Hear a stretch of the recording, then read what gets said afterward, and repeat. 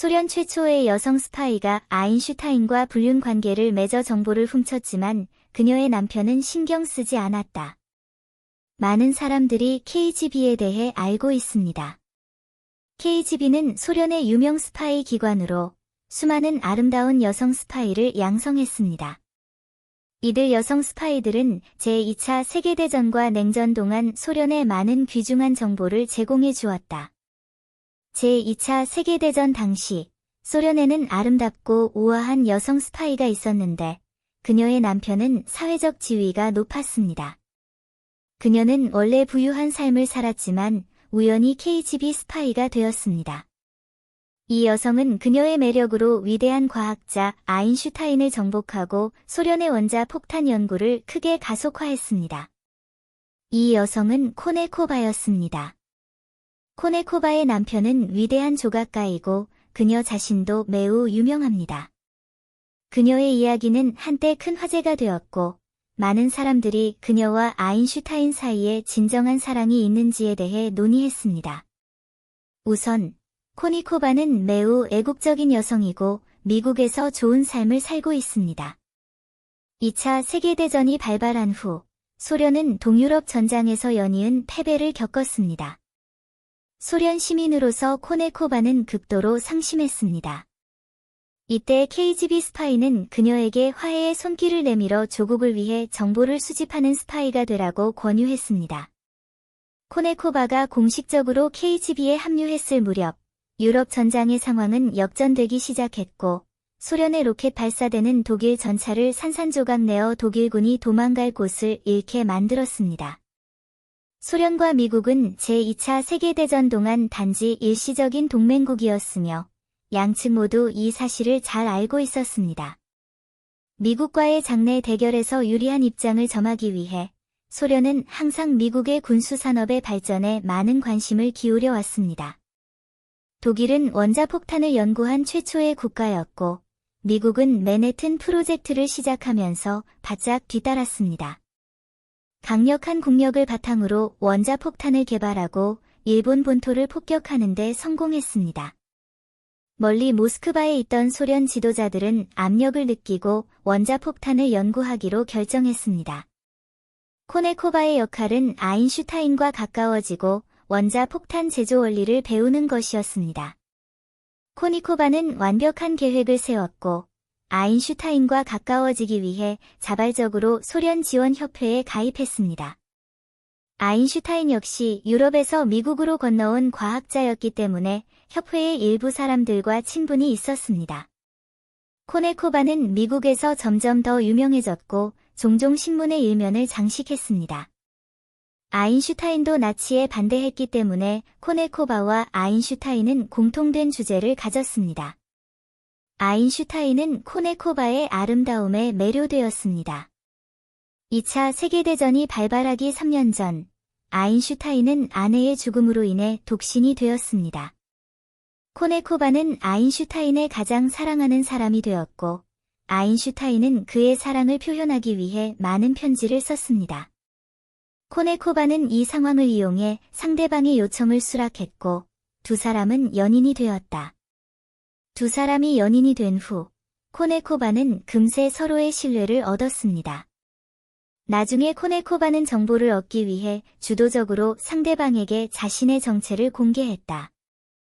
아인슈타인은 화가 나지 않았습니다. 그가 원자 폭탄을 발명한 원래 의도는 독일을 물리치고 세계 평화를 유지하는 것이었습니다. 하지만 미국이 원자 폭탄을 독점한다면 세계의 균형은 다시 깨질지도 모른다. 미국과 경쟁할 수 있는 핵강국을 만들기 위해 아인슈타인은 코네코바에게 귀중한 정보를 많이 넘겼다. 그래서 소련의 원자폭탄 연구가 그렇게 빨리 진행된 것입니다. 나중에 미국과 소련은 모두 이 문제를 이해했지만 명확하게 말하지 않았습니다. 코네코바는 원래 지성을 얻기 위해 아인슈타인과 함께 살았지만 나중에 두 사람은 가짜놀이를 현실로 바꾸었고 서로에 대한 진정한 감정을 발전시켰습니다. 코네코바는 생애 후반에 아인슈타인이 자신에게 쓴 자백서를 소중히 간직했으며 그녀의 남편은 그 사실을 알고서도 화를 내지 않았다.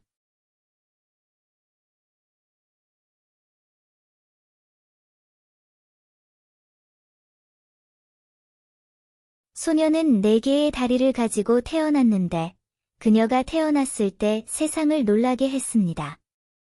그녀는 가족을 부양하기 위해 여기저기를 돌아다녔습니다. 그 다음에 무슨 일이 일어났을까요? 지난 2년 동안 4발 달린 금식 짐승이라는 매우 인기 있는 인터넷 용어가 있었습니다. 작은 조상이라고도 알려져 있습니다. 많은 부모가 자녀에게 지어준 놀리는 별명입니다. 신생아는 아직 걸을 수 없고 4발로 기어다닐 수만 있고 꽤 비싸기 때문에 4발 달린 금식 짐승이라고 불립니다.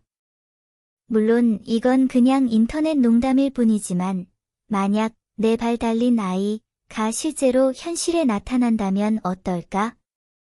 기술의 발달로 사람들은 가까운 친척 간의 결혼은 불완전하거나 생리적인 이상을 가진 아이를 낳을 가능성이 더 높다는 것을 점차 깨닫게 되었습니다. 1860년대에 아이가 태어나자 모두가 그녀의 부모가 혈연 관계인지 의심하기 시작했습니다. 이 소녀는 4개의 다리를 가지고 태어났기 때문입니다. 그녀가 태어난 후 그녀는 세상에 큰 반향을 일으켰고 세기의 호기심쟁이로 여겨졌습니다. 그 소녀의 이름은 코빈입니다. 그녀는 151년 전 미국 테네시에서 태어났습니다. 그녀의 가족 상황은 좋지 않았습니다. 그녀의 부모님은 많은 자녀를 두셨고 그들을 키우는 것은 매우 힘들었습니다. 그들은 생계를 유지하기 위해 때때로 다른 사람들에게서 돈을 빌려야 했습니다. 하지만 그녀의 부모님은 모두 잘생긴 분들이어서 코빈이 태어났을 때 그녀는 예쁘고 매우 귀여웠습니다. 상체만 본다면 말이죠. 조산사는 당황해서 코빈의 부모에게 말했습니다. 아이에게 뭔가 문제가 있어요.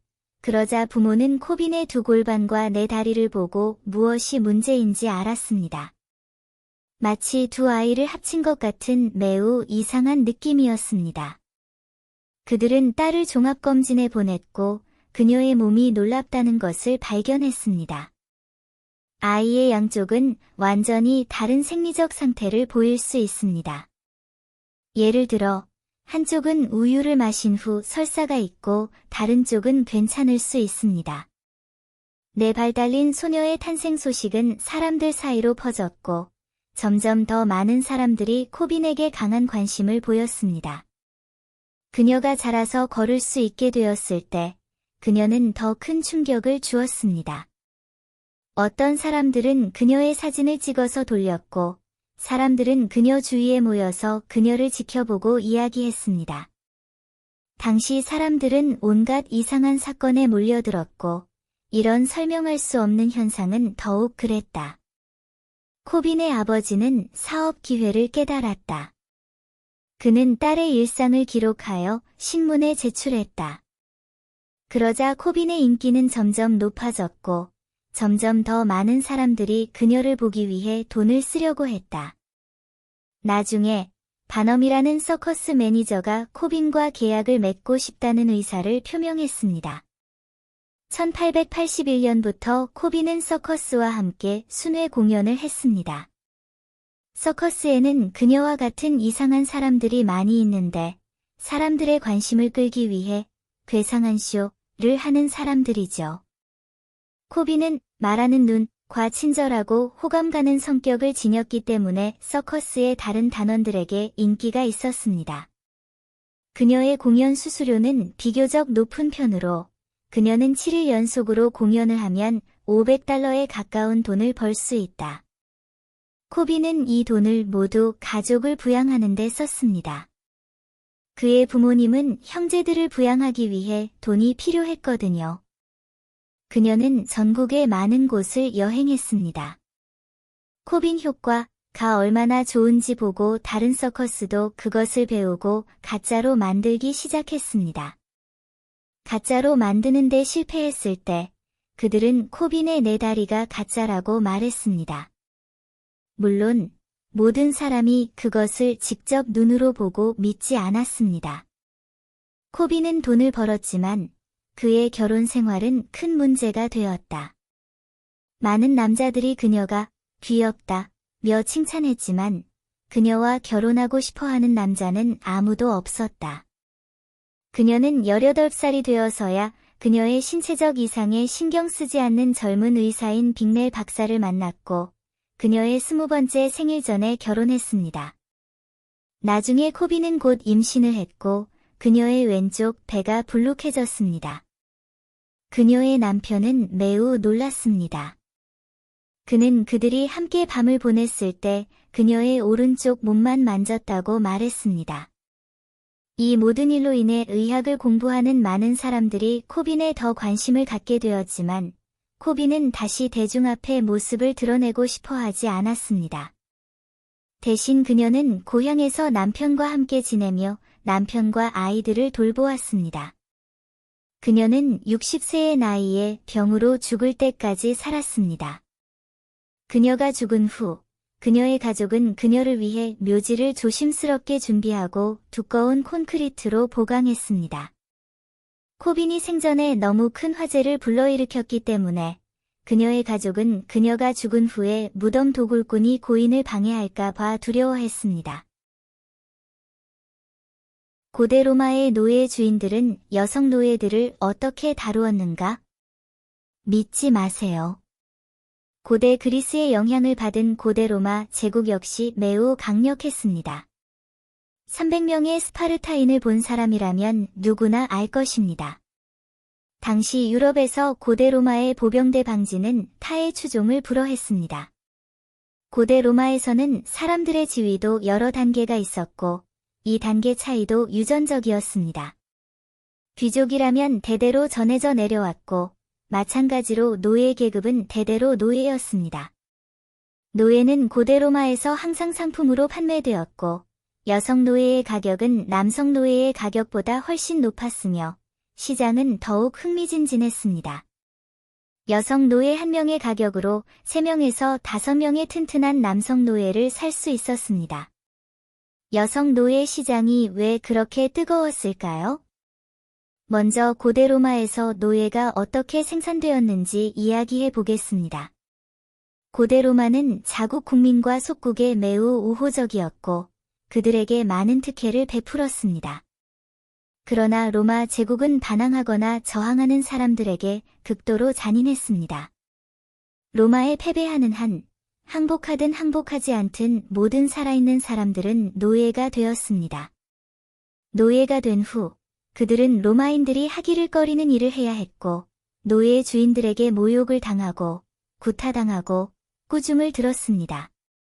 노예도 인간이고 관용의 한계가 있기 때문에 고대 로마 후기에는 노예 봉기가 자주 일어났습니다. 남성 노예에 비해 여성 노예들의 처지는 더욱 비참했다. 여노예들은 영화에서 나오는 것과는 달리 머리카락이 헝클어지고 몸이 더럽지 않았다. 오히려 그들은 모두 매우 깨끗하게 차려입었는데 노예 주인의 얼굴을 대표했기 때문이다. 그러나 아름다운 여노예들 중 일부는 노예 주인이 정욕을 터뜨리는 도구로 전락했다. 그뿐만 아니라 불행히도 여성 노예가 노예 주인의 아이를 임신하게 되면 그녀는 자신과 마찬가지로 노예로 남아야 하며 인생을 바꿀 수 없었습니다. 고대 로마인들은 노예를 물건으로 여겼고 노예와의 사이에서 아이를 갖는 것을 인정하지 않았기 때문입니다.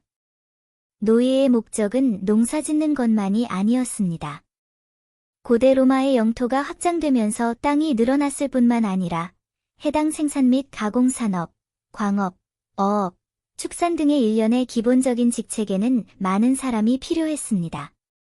그러나 고대 로마의 거만한 사람들은 이런 일을 하기를 꺼렸기 때문에 노예가 많은 양의 노동을 완수했습니다. 노예 시장은 잇따라 형성되었고 노예의 가격은 분명하게 매겨졌습니다. 전쟁으로만 끌려온 노예의 수는 제한적이었고 비용은 상당히 높았습니다. 그러자 노예 주인들은 노예가 독립적으로 번식할 수 있도록 하는 아이디어를 내놓았습니다. 노예들에게는 매일이 최소한의 생계를 보장하는 것이었고 밤낮으로 열심히 일해야 했습니다. 노예 주인들은 노예를 애완동물로 키우기도 했습니다. 노예가 우리에서 탈출하고 싶어 하면 처벌로 죽음을 맞이해야 했습니다. 왜 유대인들은 유럽인들에게 미움을 받는가? 유럽, 그들이 무슨 짓을 했는지 보세요. 유대인에 대해 이야기할 때 누구나 어렸을 때 선생님이 한 말을 바로 떠올릴 수 있다. 아이들이 어렸을 때 유대인들은 책에 꿀을 떨어뜨리고 아이들이 적극적으로 할게 해서 책이 달콤하다는 느낌을 주곤 했다. 지능은 유대인에 대한 우리의 첫인상입니다. 잘 알려진 아인슈타인과 마르크스는 둘 다 유대인입니다. 하지만 동시에 우리는 2차 세계대전 중에 그렇게 똑똑한 유대인들이 거의 집단 학살과 비인도적 대우를 받았다는 것도 알고 있습니다. 유대인들이 왜 이런 대우를 받았을까요? 오래된 속담이 있습니다. 모든 일은 이유가 있어서 일어난다. 사실, 모든 일에는 역사적 이유가 있습니다. 유대인의 조상들은 2500년 전 이스라엘의 예루살렘 지역에서 오늘날의 팔레스타인인들과 함께 살았습니다. 그들은 오늘날에는 불멸의 원수이지만 사실 어느 정도 관련이 있습니다. 우리는 이 지역이 고대부터 종교 문제, 수자원 등의 문제로 인해 사람들 사이에 분쟁이 끊이지 않았지만 아무런 결과가 없었다는 것을 알고 있습니다. 유대민족은 군대의 규모가 작았기 때문에 혼란스러운 정복 전쟁에서 패배했습니다. 그 지역에 남아있던 유대인들은 살아남기 어려워서 1700년 이상 지속된 망명 생활을 시작했습니다. 일부 유대인들은 유럽으로 도망쳤고 유럽인들에게 유대인은 외부인이었습니다. 특히 외국인 혐오증이 강한 유럽인들은 당연히 유대인에 대해 전혀 좋은 감정을 갖지 않는다. 유대인들이 다른 지역으로 추방되었을 때 그들은 작은 집단으로 함께 살았고 특별한 유대인 거주지를 형성했습니다. 이 지역에는 유대인 전용 빵집, 도축장, 목욕탕, 심지어 유대인만 사용할 수 있는 교회, 학교, 병원, 교도소 및 기타 행정기관이 있었습니다. 그들은 자신의 언어로 히브리어 알파벳을 사용하는 것을 고집했습니다. 사실, 이는 또한 그들을 유럽인들로부터 멀어지게 하는 장벽이 되었습니다. 그들은 오직 그들만의 문화만을 믿으며 다른 사람들의 영토에 살고 있다 하더라도 그들만의 국가적 특성과 관습을 유지하려고 결심합니다. 동시에 유대인들의 지성과 지혜 덕분에 그들은 다른 국적의 사람들과 소통하지 않고도 유럽인들보다 더 잘 살아갈 수 있습니다. 민족주의를 강조하는 시대에 유대인의 뛰어난 능력은 차가운 시선과 시기의 시선을 받을 수밖에 없습니다. 종교에 관해 이야기하자면 유대교는 실제로 세계에서 가장 오래된 종교입니다. 유대교는 이미 기원전 13세기에 확립되었으며 기독교조차 유대교에서 분리되었습니다. 하지만 유대인들은 자신의 신앙에 대해 너무 오만하여 가톨릭, 이슬람교, 기독교가 모두 자신에게서 유래되었다고 믿습니다. 이는 확실히 역사적인 근거이지만 다른 종교를 얕보고 심지어 멸시하는 이런 행위는 다른 종교로부터 반드시 불쾌함을 느끼게 됩니다. 유대교의 교리는 구세주, 메시아는 이 세상에서 고통받는 유대인들만 구원할 것이라는 것입니다. 그래서 당시 예수라는 유대인 신자가 이런 질문을 했습니다. 왜 고통받는 유대인들만 구원받아야 합니까? 일반 대중은 어떤가요? 그래서 우리는 실제로 유대인들의 국가적 독립이 여전히 매우 강력하다는 것을 볼 수 있습니다. 그래서 예수께서는 유대인이 아닌 사람들에게 복음을 전파하기 시작하셨는데 이는 유대교의 규칙을 어기는 일이었으며 유대교에 의해 벌을 받았습니다. 우리는 모두 레오나르도 다빈치의 세계적으로 유명한 그림 최후의 만찬을 알고 있습니다. 이 그림은 예수와 그의 12제자 사이의 최후의 만찬을 묘사하고 있습니다. 그는 제자들에게 그들 중 한 명이 그를 배신했다고 말했습니다. 배신자는 유대인 유다였고 예수께서 결국 받으신 형벌은 십자가에 못 박히는 것이었습니다. 이로 인해 기독교 유럽인들은 유대인을 미워하게 되었고 실제로 무슬림 유럽인들도 그 대열에 포함되었습니다. 기독교에서는 예수를 구세주로 여기지만 유대교에서는 예수를 반역자로 간주하기 때문에 유대교와 기독교는 서로를 얕보며 끊임없이 갈등을 빚습니다. 이후 기독교는 온 인류에게 퍼져나가고자 했기 때문에 유대교보다 선교 사업이 더 폭넓고 빠르게 진행되었습니다. 반면 유대교는 자기들 사이에서만 전도했습니다. 유럽에 살고 있던 유대인들은 다른 종교와 소통할 수 없었기 때문에 기독교를 받아들이려 하지 않았고, 결국 대다수의 유럽 기독교인들 사이에서 종교적으로 이질적인 존재가 되었습니다. 그 결과 원래 숫자가 적었던 유대인들은 유럽인들로부터 더 큰 공격과 멸시를 받게 되었습니다. 똑똑한 유대인들은 사업에도 매우 능숙하며 오늘날 부자 명단에 오른 사람들 중 다수가 유대인입니다. 어떤 사람들은 유대인들은 부유하지만 불친절하다고 말합니다. 좀 심각하게 들릴지 몰라도 사실 이에 대한 단서가 몇 가지 있습니다. 세계 문학에 등장하는 4대 인색뱅이 중 한 명인 샤일록의 등장인물을 통해 유대인들이 얼마나 부를 소중히 여기는지 느낄 수 있습니다. 오랫동안 일부 유대인들은 부를 축적하는 사업에 종사했습니다.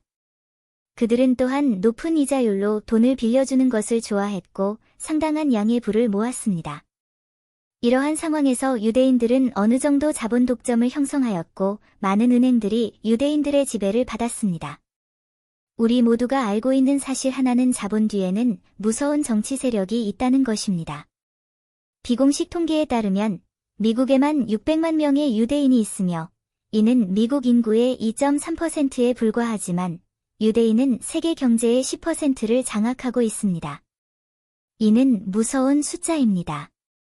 유대인들은 많은 자본을 축적했고 자국 내에서도 극도로 외국인 혐오증을 갖고 있는데 이는 다른 나라들을 걱정하고 두렵게 만들 수밖에 없습니다.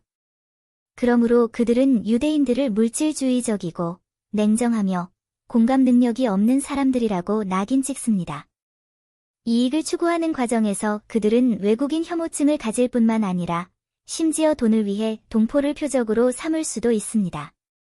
유럽인들은 유대인들이 부를 축적할 수 있는 방법이 많으며 돈을 위해 많은 것을 포기할 의향이 있다고 말합니다. 전쟁 중에도 유대인들은 부유했고 많은 유럽인들이 이를 질투하여 국가적 위기를 이용해 돈을 벌고 있다고 비난했습니다. 사실 1920년대 후반부터 1930년대 초반까지 세계 경제 위기가 터졌다고도 할 수 있다. 독일은 압박을 완화하기 위해 유대인에게 도움을 요청하려 했지만 유대인은 돈을 생명보다 더 소중히 여기고 결코 도움의 손길을 내밀지 않았다. 그렇다면 2차 세계대전 당시 독일인들이 독일인을 미워했던 데에는 이유가 있을 것입니다. 유대인의 접근 방식은 민족 간 소통에 도움이 되지 않고 너무 폐쇄적이어서 많은 사람들에게 불편함을 주지만 그들이 전쟁의 희생자가 되어서는 안 됩니다. 결국 전쟁을 도발한 것은 유대인과는 거의 관련이 없었고 그들은 전쟁 중에도 안전을 유지할 수 있었지만 나치의 행동은 거의 유대인 학살로 이어질 뻔했습니다. 모든 국가는 고유한 색깔과 매력을 가지고 있지만 자국의 발전에 너무 많은 중점을 두고 소통을 거부하는 것은 자국의 지속 가능한 발전에 해로울 뿐만 아니라 세계의 민족적 다양성의 발전에도 해롭습니다. 그것은 세계적 다양성과 일치하지 않으며 잘못된 선택입니다. 쿠르드족은 무엇을 잘못했는가? 왜 그들은 중동 전체에서 미움을 받는가? 진실은 잔인하다. 오늘날 세계에서 가장 혼란스러운 지역은 의심할 여지 없이 중동이다. 제2차 세계대전 종전 이후 이 지역에서는 거의 매년 전쟁이 일어났고 다양한 국제 정치 세력이 서로 경쟁했으며 이 지역에는 오래되고 복잡한 종교 갈등이 얽혀 있었습니다. 오늘날 중동은 마치 전쟁의 도가니와 같으며 지역 주민들은 엄청난 곤경에 처해 있습니다. 솔직히 말해서 중동에서 일어나는 전쟁은 중동 국가들의 종교와 진영 사이의 상호 배제의 결과입니다. 물론 반대가 있는 곳에는 자연스럽게 동맹이 있을 것입니다. 속담에 내 적의 적은 내 친구다 라고 했듯이 중동 국가들 사이에 파벌과 파벌을 형성하는 상황은 사람들이 상상하는 것보다 훨씬 더 복잡합니다. 하지만 중동의 모든 나라에서 만장일치로 미움을 받는 나라가 있으며 중동에서 셀 수 없이 많은 적을 만들었습니다. 이 민족은 쿠르드족입니다. 왜 이런 상황이 생겼을까요? 그 이유는 중동의 복잡한 역사와 밀접한 관련이 있습니다. 먼저, 쿠르드족이 어떤 민족인지 살펴보자. 이들은 중동의 4대 주요 민족 집단 중 하나이며 나머지 3개 민족은 아랍인, 튀르크인, 페르시아인이다. 그들은 또한 중동에서 가장 오래된 민족 집단 중 하나입니다. 약 2000년 전, 그들은 중동의 쿠르디스탄 산악 지역에서 유목민 생활을 했기 때문에 쿠르드족이라는 이름이 붙었습니다.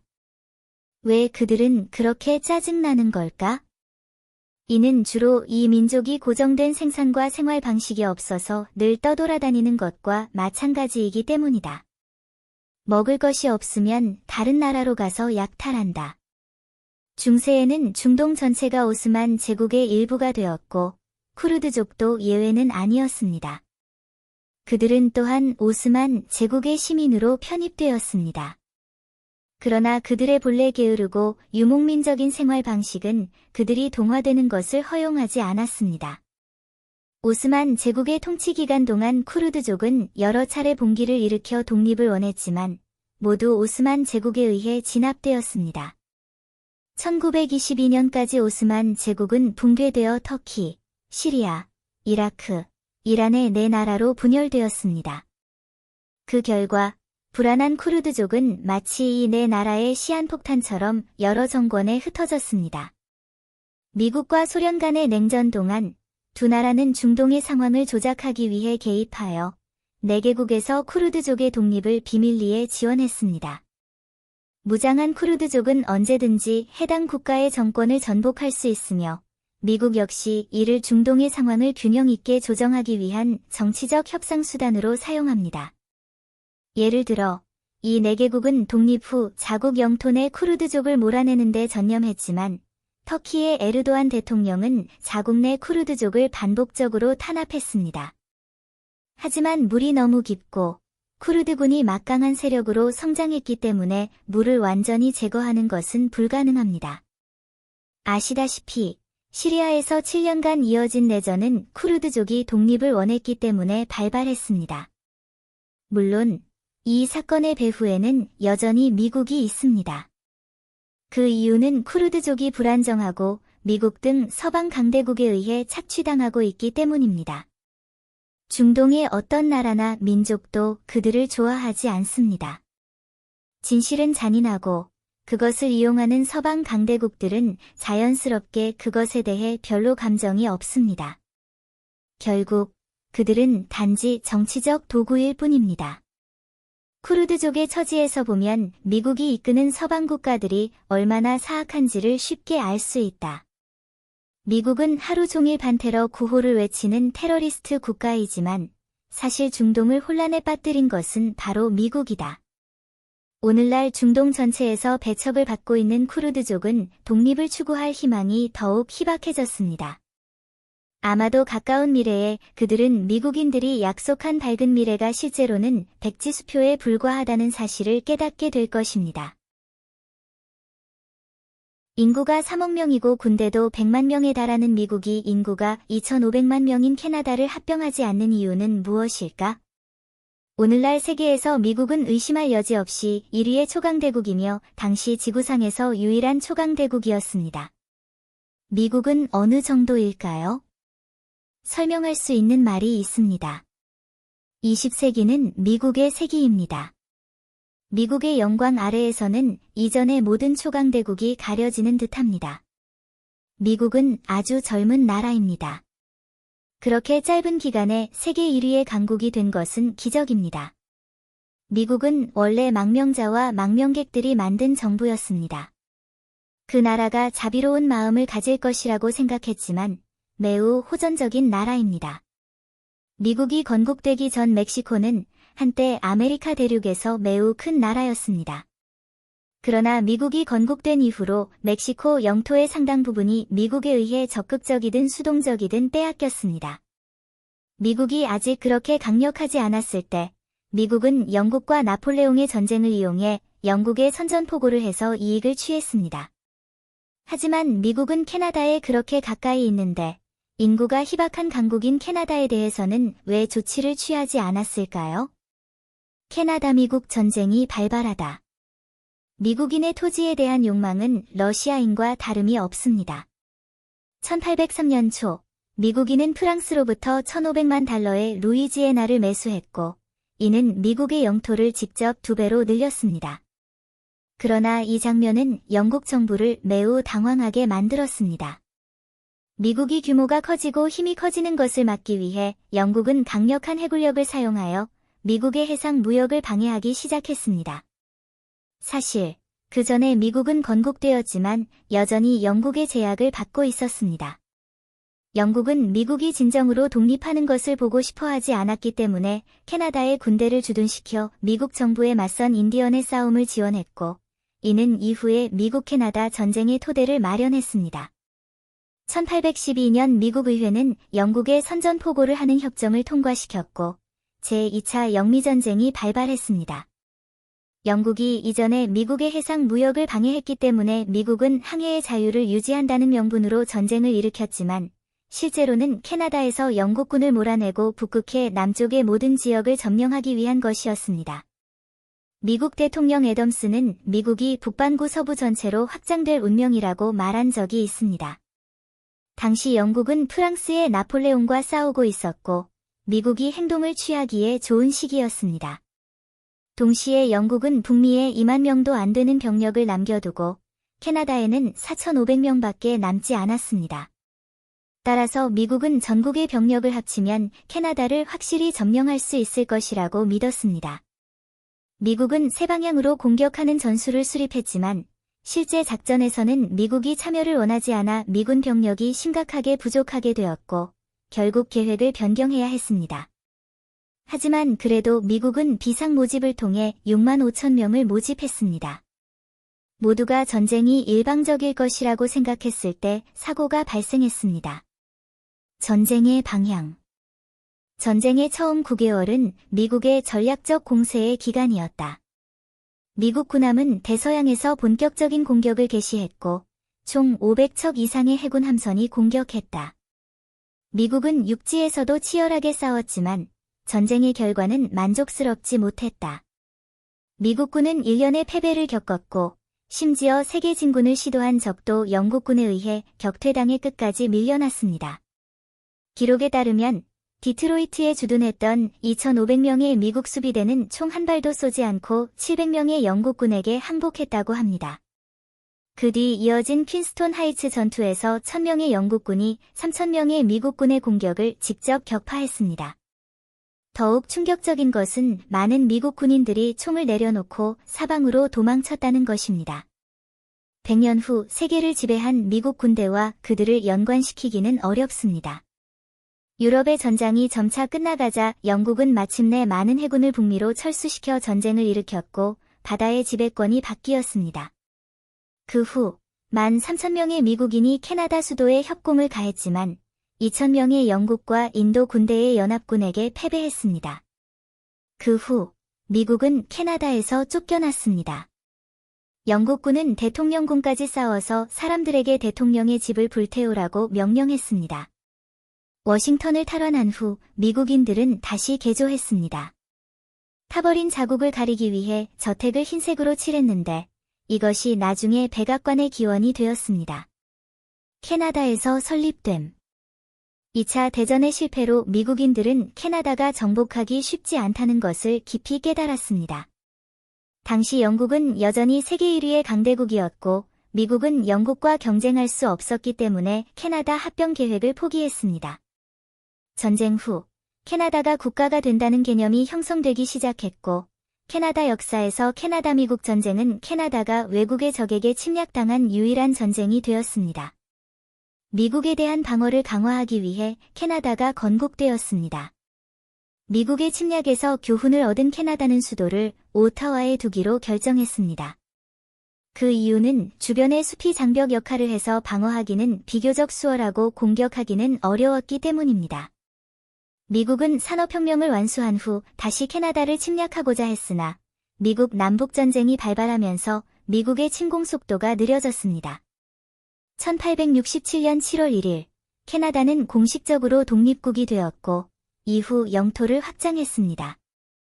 캐나다의 국력이 커지면서 미국은 위축되었고, 당시 미국의 합병 계획은 사산되었습니다. 새로운 미국-캐나다 풍경.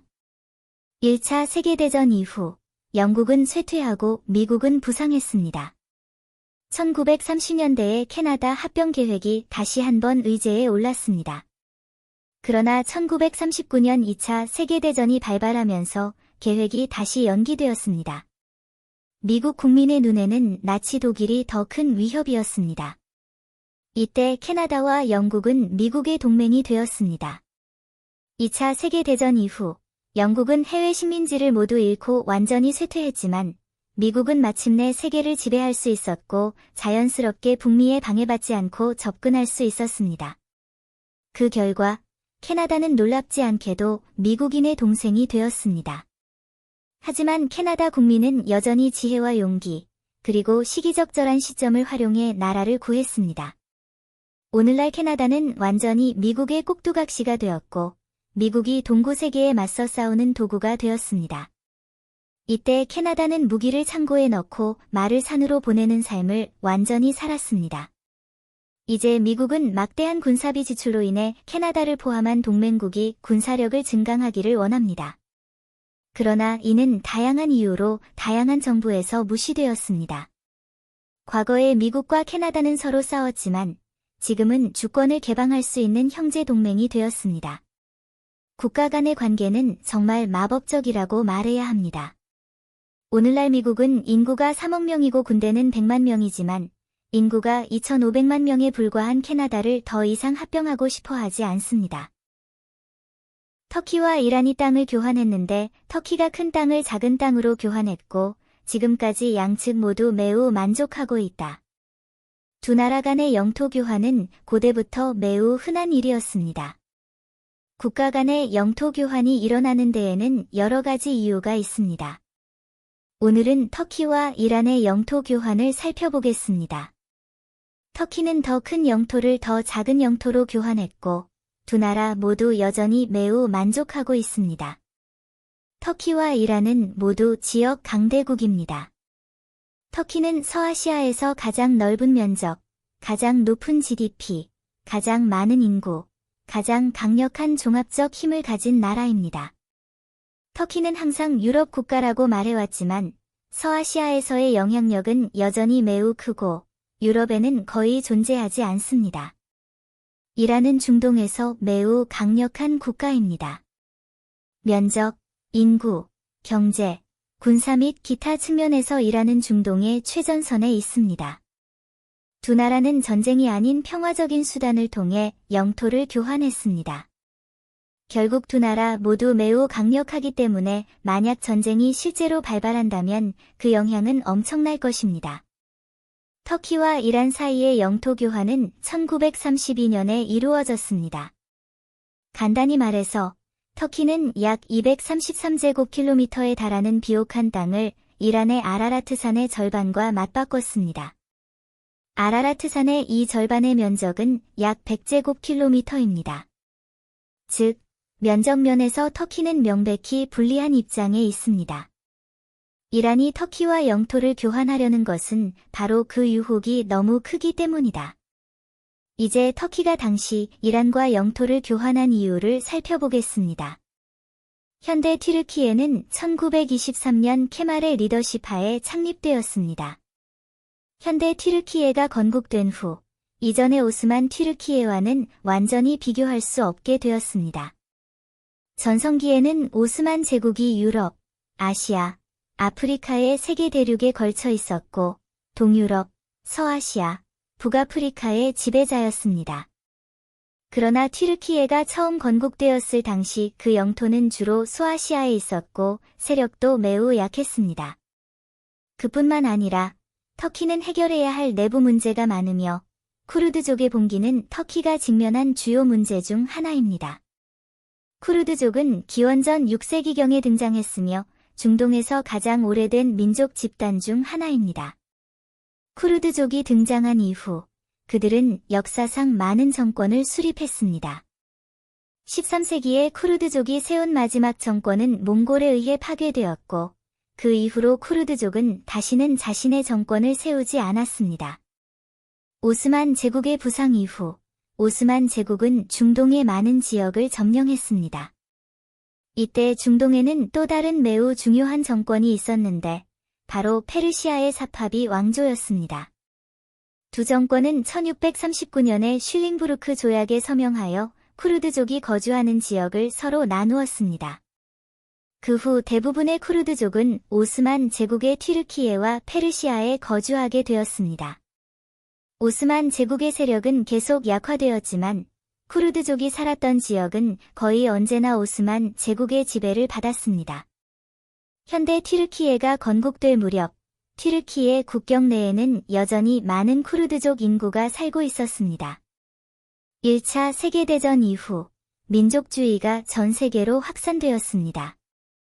미국이 제안한 민족자결의 사상과 결부되어 많은 나라들이 독립이라는 관념을 가지게 되었다. 중동에 사는 쿠르드족 역시 독립국가를 세우고 싶어 합니다. 이러한 생각을 염두에 두고 터키에 살고 있던 쿠르드족은 1928년에 봉기를 일으켰습니다. 쿠르드족의 봉기에 직면하여 튀르키예는 군대를 보내 쿠르드족을 진압하기 시작했습니다. 쿠르드군은 터키군의 상대가 되지 않습니다. 그러나 터키는 쿠르드군을 완전히 제거하지 못했습니다. 이 쿠르드 군대는 매우 똑똑합니다.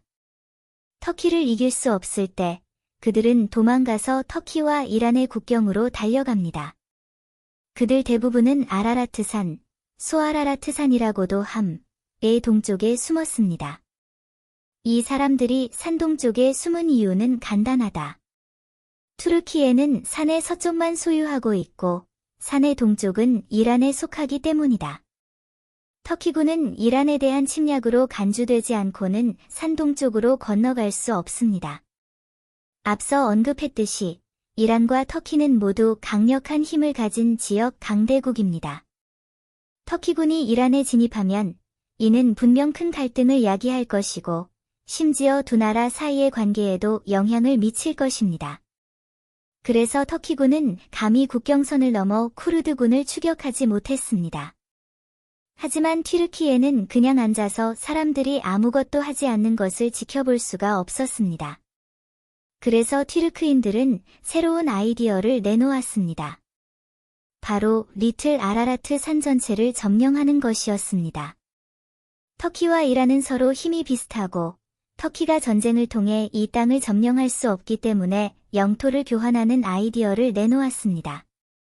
터키는 이란이 영토 교환에 동의하지 않을 것을 우려하여 알레 산 동쪽의 2배에 해당하는 땅을 이란과 교환하자고 제안했습니다.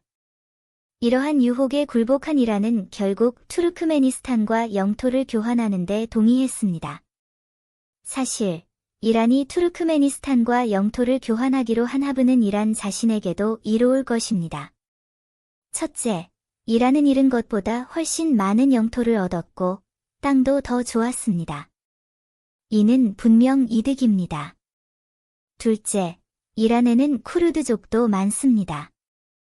터키의 쿠르드 무장군이 이 나라의 영토에 진입하면 이 나라 영토에 거주하는 쿠르드족에게 큰 영향을 미칠 것이고 심지어는 독립으로 이어질 수도 있습니다. 이란은 이런 일을 보고 싶어 하지 않을 것이다. 터키와 영토를 교환하면 이 문제는 완전히 해결될 것입니다. 터키가 상대적으로 만족스러워하는 이유를 살펴보겠습니다. 우선 튀르키예는 아라라트산 전체를 획득하여 쿠르드 무장 세력이 숨을 곳이 없게 되었고 이는 모든 반대 세력을 제거하는 데 도움이 될 것입니다. 이는 사회적 안정을 유지하고 통치를 강화하는 데 도움이 되었습니다. 둘째, 이란과 영토 교류를 하여 이란이 우위를 점했기 때문에 두 나라 사이의 관계 발전에 도움이 되었습니다. 앞으로 터키와 이란의 관계가 더욱 긴밀해질 것입니다. 이렇게 하여 양측은 영토 교환에 비교적 만족하게 되었다. 지금도 거의 100년이 지났지만 양측 모두 영토 교환에 대해 불만을 품고 있지 않습니다. 그 당시의 영토 교환은 매우 올바른 결정이었음을 알 수 있습니다.